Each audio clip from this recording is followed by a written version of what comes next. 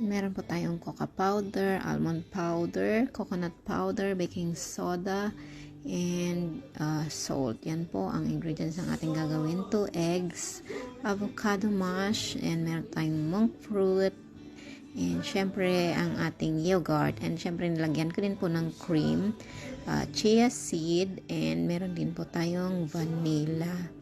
Ayan, gawa na po tayo. Syempre lagay po natin ang ating dry ingredients, ating yogurt, tapos maglagay po tayo ng cream. Yan, pinaghalo-halo lang po natin yung mga liquid ingredients natin, yung 2 eggs, pwedeng i-beat nyo na po kung gusto nyo, pero yan po, and yung vanilla, and syempre lagyan na po natin yung ating avocado para sa moist. Ang avocado at saka yogurt po ay nagbibigay ng moist sa cake kahit wala po siyang butter or any oil. Yan po, nilagay na po natin yung ating monk fruit at haluin lang po natin. Haluin lang po natin hanggang wala na pong bakas. Pero ayan, may bakas pa po. Pero pwede na pong ilagay natin yung ating dry ingredients na ating measure kanina. Yan, ilalagay lang po natin at ihalo-halo lang po natin hanggang sa ma-incorporate po natin lahat.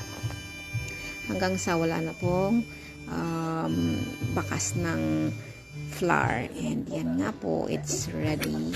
Ay, nakalimutan ko, lagay pala yung chia seed. Ayan, lagay na po natin yung chia seed.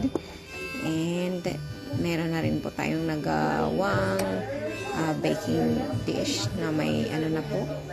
Lagay na po natin ang ating butter.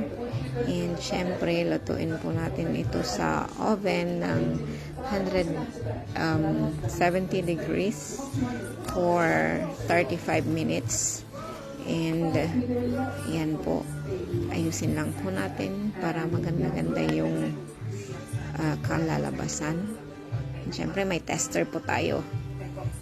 And ayan po, I'm ready to put in the oven na.